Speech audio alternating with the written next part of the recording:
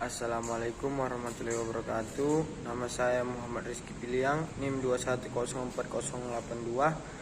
Di sini saya akan menjelaskan materi ekonomi teknik bab 3, yaitu interest and time value of money, bunga uang dan nilai waktu dari uang. Mari kita simak penjelasan dari saya. Baiklah, di sini saya akan menjelaskan bab 3, interest and time value of money, bunga uang dan nilai waktu dari uang. Nah, kita masuk ke bagian interest. Secara umum, suatu benda akan mempunyai nilai value bagi seorang bila benda itu memiliki kemampuan untuk memuaskan kebutuhannya. Nah, berarti semua benda itu memiliki value jika digunakan sesuai pada tempatnya dan sesuai dengan kebutuhannya. Dan uang money itu juga mempunyai nilai yang tinggi apabila ia ada pada saat dan tempat yang dibutuhkan. Nah, seseorang akan bersedia memberikan imbalan yang sesuai untuk uang yang dapat diperolehnya pada saat dibutuhkan. Seseorang yang mempunyai uang tetapi ia tidak memerlukannya pada saat yang sama, ia dapat saja memberikannya untuk di pihak lain yang membutuhkannya pada saat tersebut. Bisa kita bandingkan dengan sedekah. Jika seseorang memiliki uang yang lebih sedikit dan dia tidak membutuhkannya, dia bisa memberikan kepada orang lain. Nah, imbalan kesediaan melepaskan kesempatan untuk menggunakan uang dan imbalan kesediaan untuk menunggu disebut bunga uang atau kita bahas di sini interest. Dengan demikian, interest digunakan untuk menandai sejumlah ongkos atau sewa dalam penggunaan sejumlah uang. Nah, kita masuk pada sub 3.2, interest rate atau the rate of capital growth. Interest rate atau the rate of capital growth adalah tingkat keuntungan yang diterima dari suatu investasi. Nah, tingkat keuntungan ini selalu dinyatakan dalam basis per tahun.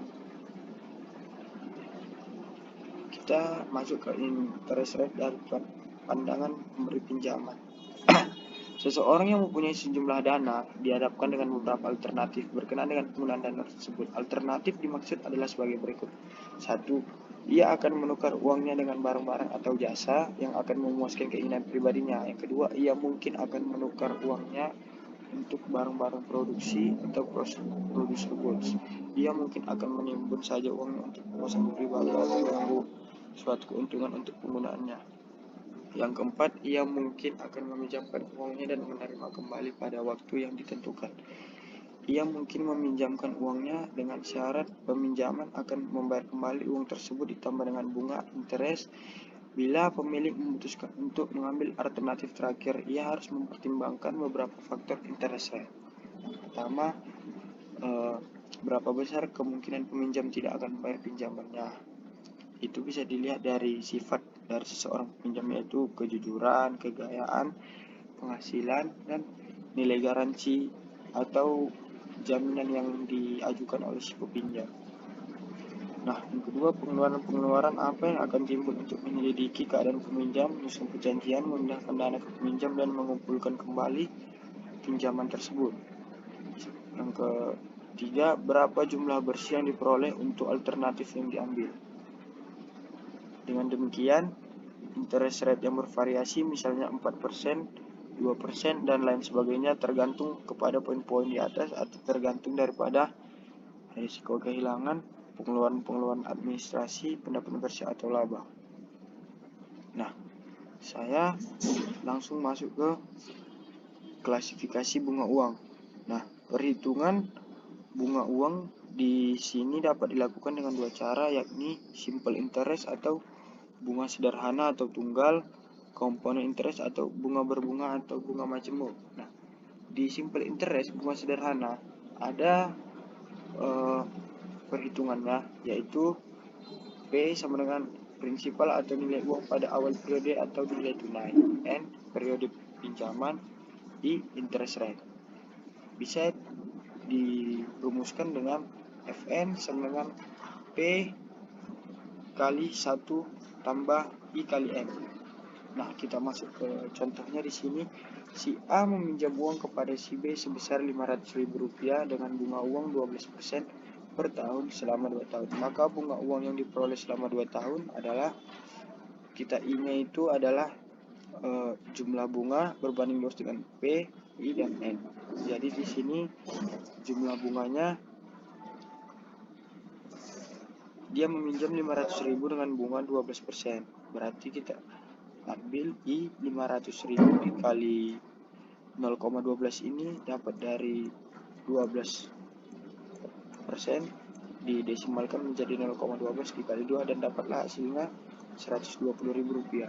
Sehingga jumlah uang yang harus dibayar si A setelah 2 tahun adalah, kita tambahkan saja di F2 ini 500.000 ditambah 120.000 menjadi 620.000. Cash flow diagram atau diagram arus kas. Nah, apa itu cash flow diagram? Cash flow diagram atau diagram arus kas adalah aliran uang masuk dan uang keluar dari kas perusahaan atau badan lain yang dianggap berkepentingan selama periode umur proyek. Arus kas juga dibutuhkan untuk membentuk basis dalam mengevaluasi alternatif-alternatif.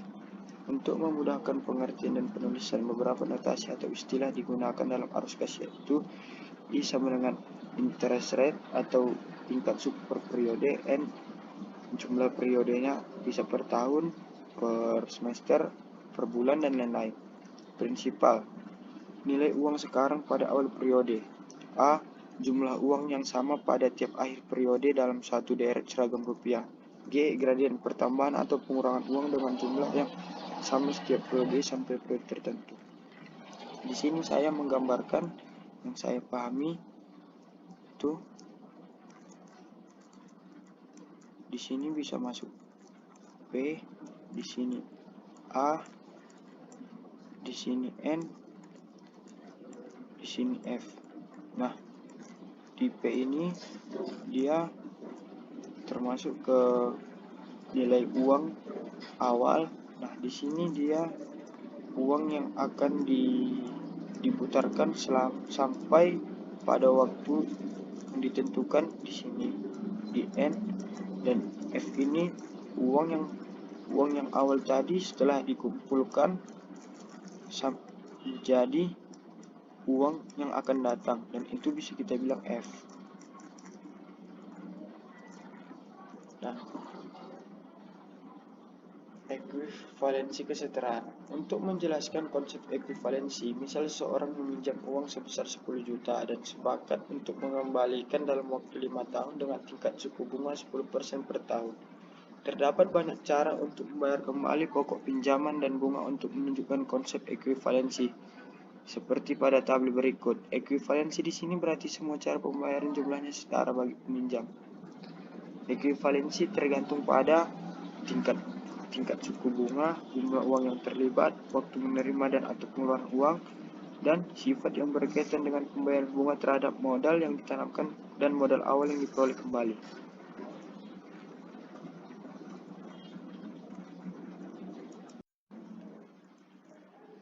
Nah, di sini saya akan membahas soal dan penyelesaiannya.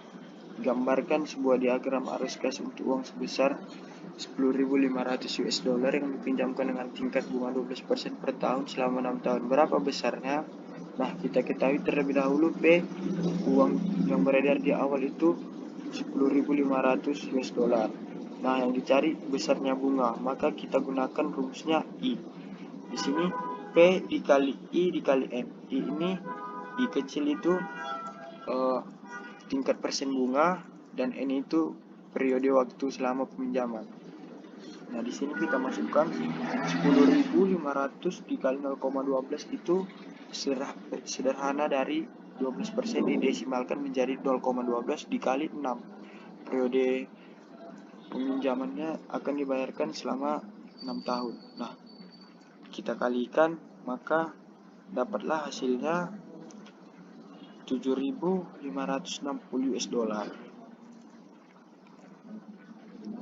Yang kedua di sini, berapakah jumlah yang harus dibayarkan setiap tanggal 1 Januari ke dalam tabungan jika pada akhir tahun ke-15 kali 4 Anda menginginkan 10.000 US dollar dengan bunga per tahun sebesar 7%. Nah, berarti ini Yang ditanya adalah A, berapa jumlah yang harus dibayar setiap penyicilnya. Nah, dia di sini kan 15 kali bayar, berarti kita ketahui N-nya 15. Terus persen bunganya 7%. Kita masukkan ke rumus, F sama dengan A per F I per N. F-nya di sini 10.000 US dollar, A per F 7% dengan jangka waktu 6%. Kita tengok dari tabelnya. A per F dengan 15, A per F di 15 di tingkat 7% ya. Tingkat bunga 7%, A per F di 15 0,3979. Di sini dibuat 0,0398 dibulatkan. Langsung saja kita kalikan 10.000 US dollar dikali 0,0398. Nah, dia menjadi 398 US dollar. Untuk sekedar info untuk teman-teman, jika model rumusnya seperti ini, A per F I dan N ini tidak dikalikan,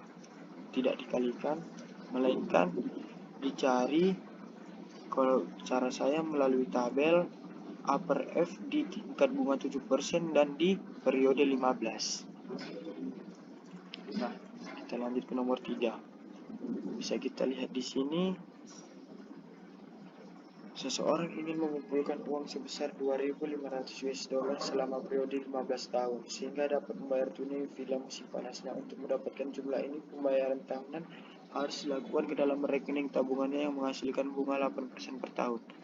Berapa besarkah pembayaran tahunan yang harus dilakukan? Sama seperti soal nomor 2 tadi, dia mencari A. Di sini kita ketahui F-nya uang yang akan datang 2.500 US dollar selama 15 tahun. Kita ketahui N-nya 15 tahun. N 15. Terus tingkat bunganya per tahun itu 8%. Berarti I sama dengan 8%. Kita masukkan ke rumus A sama dengan F kali A per F I N. Nah, kita lihat di sini, kita lihat lagi dari tabel tingkat suku bunga 8% di periode 15. 8 A per F di tingkat suku bunga 15. 0,03683. 0,0368. Nah, langsung saja kita kalikan F-nya 2.500 US dollar dikali 0,0368, maka menghasilkan 92 US dollar. Nah, kita masuk ke nomor 4.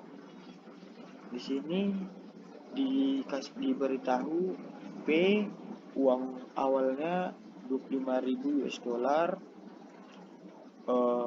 periode selama 10 tahun, dan yang dicari uang cicilan awalnya.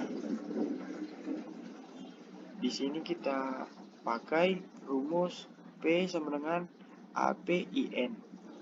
Nah, sebenarnya caranya ini sama, tinggal mengganti di bagian sini saja, tergantung apa yang diperlukan dan apa yang ditanya oleh soalnya. A per P. Di sini diketahui N-nya 10 dan tingkat bunganya 8%. Nah, kita cari saja tingkat suku bunga 8% dengan periode 10. A per P di periode 10.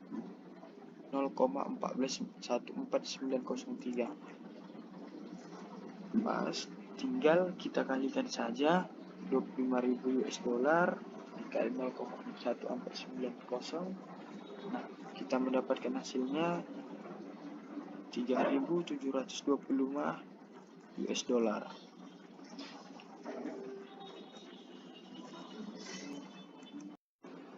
Lanjut ke pembahasan soal nomor 6. Biaya pemeliharaan untuk sebuah jembatan kecil yang diperkirakan umur kerjanya 60 tahun adalah Rp1 juta setiap tahun untuk 5 tahun pertama, diikuti oleh pengeluaran Rp1 juta pada tahun ke-15 dan pengeluaran Rp1 juta pada tahun ke-30. Jika bunga uang sebesar 10% per tahun, berapakah ekuivalen untuk biaya per tahun seragam untuk seluruh periode 60 tahun itu? Nah, dari gambar bisa kita lihat dia untuk 5 tahun pertama pembayarannya 1 juta setiap tahun, selama 5 tahun 1 juta, dan di tahun ke-15 dia 1 juta, di tahun 30 1 juta. Nah, kita cari ekuivalen untuk biaya per tahunnya. Di sini kita pakai dulu P0 sama dengan A per PA IN sesuai rumus, terus yang ditambahkan F15 pada tahun ke-15 sampai pada tahun ke-30. P per F. Nah, kita masukkan saja 1 juta dikali tingkat suku bunga P per A 10% dengan periode 5. Dengan periode 5 P per A 3,791. Nah, dan ini pun bisa dilihat melalui tabel tersebut. Jika di jumlah setelah dapat nilai dari ini,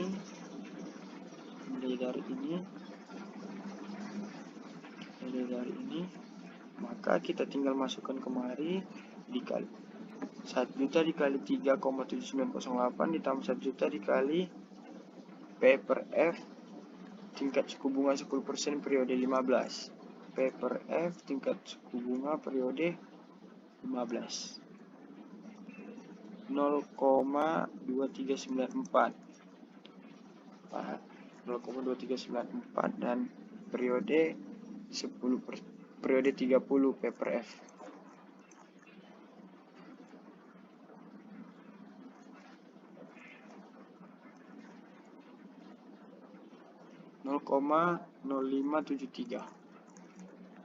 Nah, sehingga kita dapatkanlah dari sini P-nya 4,0872 juta atau 4.872.000.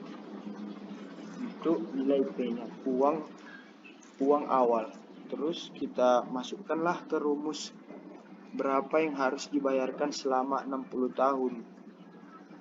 Biaya nilai ekuivalennya untuk seluruh periode selama 60 tahun. Nah, sehingga didapati PAP IN. P-nya ambil dari sini, A per P karena sesuai dengan untuk selama 60 tahun kita pakai tingkat suku bunga 10% periode 60. A per P golongan 60 0,10033 disederhanakan menjadi 0,1003. Nah, kita dapatkan hasilnya Rp409.976 selama 60 tahun.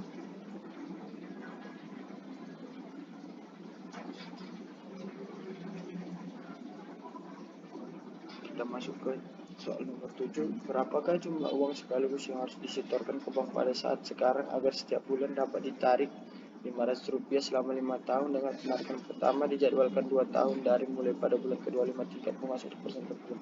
Nah, yang ditanya adalah nilai uang awalnya, berarti P. Kita langsung saja masuk 2 tahun mulai pada bulan ke-25. Berarti mulai bulan ke-25 bisa kita lihat dari diagramnya ini, P24 sama dengan AP per AIN. Uang dari 500.000 di tingkat suku bunga 1% 60.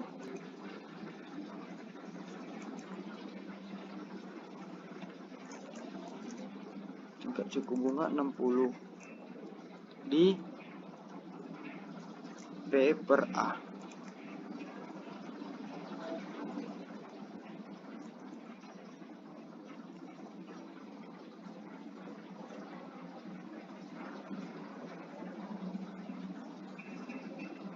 Empat 95,50.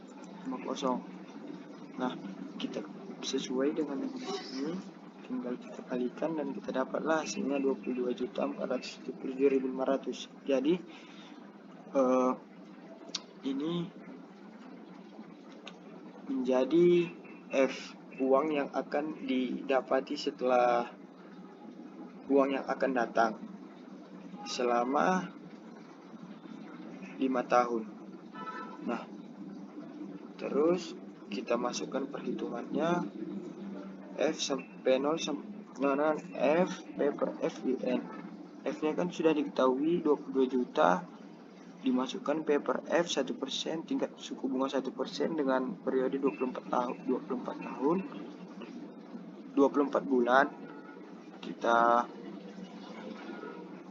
cek di sini P per F 1% pada periode 24, 0,7876 dibulatkan menjadi 0,7870. Nah, kita dapat hasilnya 17.703.000. Ini sama. Jadi saya lanjut ke perhitungan nomor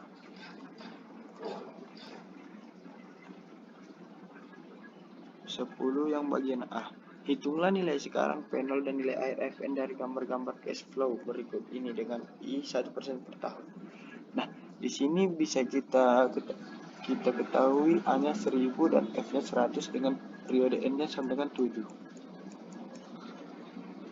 Nah, untuk mencari P-nya terlebih dahulu, kita buat P0 A per A. Ini sudah sesuai dengan yang di tabel majemuk, maka bisa didapati P-nya 6821,47. Maka nilai F7-nya pada periode 7 kita masukkan A, F per A IN ditambah 100, maka bisa dihasilkan tingkat suku bunga FA periode tingkat suku bunga 1% FA selama 7 tahun itu dia 7,21354. Nah, kita kalikan maka dapatlah 7413,5. Lanjut ke nomor 11.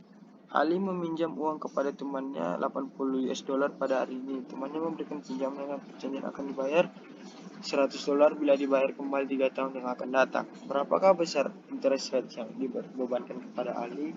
Tingkat bunganya. Kita selesaikan, diketahui Ali meminjam uang berarti modal awalnya 80 dan uang yang akan dibayar sebesar 100. Dan F sama dengan P FP IN. Langsung saja kita masukkan di substitusi F per P I 3 180 dapat 1,25. Nah, bila I nya 7%, maka dia 1,2250, dan bila I nya 8% kita pakai dia 1,2975. Jadi dengan interpolasi diperoleh tingkat suku bunganya 7% ditambah 87 dikali 1,2250 dikurang 1,25 per 1,2250 dikurang 1,2597, maka didapatilah hasilnya ini senilai 7,72% bunga yang harus dibayarkan oleh Ali yang selama 3 tahun. Nah,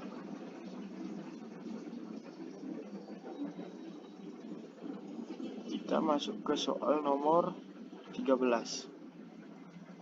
Seorang karyawan sedang mengumpulkan dana yang akan digunakan untuk berlibur ke luar negeri 6 tahun yang akan datang. Sekarang dia telah mempunyai tabungan sebesar 6 juta rupiah yang disimpan di bank dengan bunga minimal 6% per semesteran atau 6 bulan sekali. Berapa lagi yang harus ditabungnya setiap tahun agar dana sebesar 20 juta dapat terkumpul 6 tahun yang akan datang bila bunga uang 6% per tahun 6 per tahun. Kita selesaikan.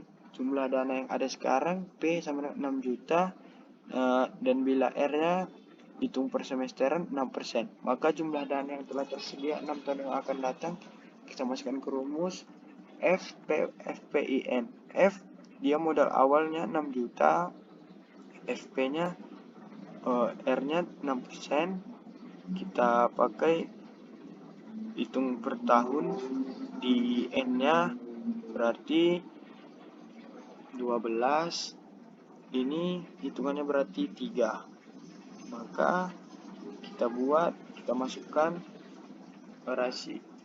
tingkat suku bunga 3% FP pada periode 12.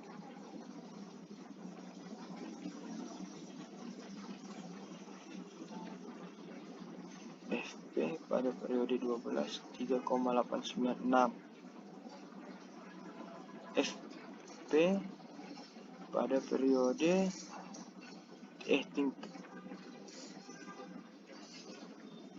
tingkat suku bunga 3% di periode 12 1,4257. Nah, 1,426 dibulatkan. Nah, jadi dikalikan maka hasilnya 8.554.000. Nah, jumlah dana yang kurang dari diketahui di sini 20 juta dikurang 8.554.000 sama dengan 11.445.800. Nah, untuk mengumpulkan uang yang sebesar 11.445.800 dengan menabung setiap tahun dengan bunga I 6% per tahun, maka dapat kita ketahui dari diagram ini tujuan uang ininya 11 juta, maka yang kita cari adalah A-nya, berapa cicilan dia selama 6 tahun tersebut. Nah, kita ketahui A rumusnya FAFI kali N. Nah, di sini F-nya sudah diketahui 11 juta, langsung kita masukkan A per F dengan tingkat suku bunga 6% dan selama periode 6 tahun. Kita lihat di sini tingkat suku bunga 6% dengan A per F periode 6 0,14336 dibulatkan 0,14337. Nah, kita kalikan maka dapatlah hasilnya 1.640.984 rupiah yang harus dibayarkan oleh karyawan untuk mengumpulkan duitnya selama 6 tahun. Nah, cukup sekian penjelasan mengenai materi interest and time value of money, bunga uang dan nilai waktu dari uang dari saya. Jika ada salah kata saya mohon maaf. Wassalamualaikum warahmatullahi wabarakatuh.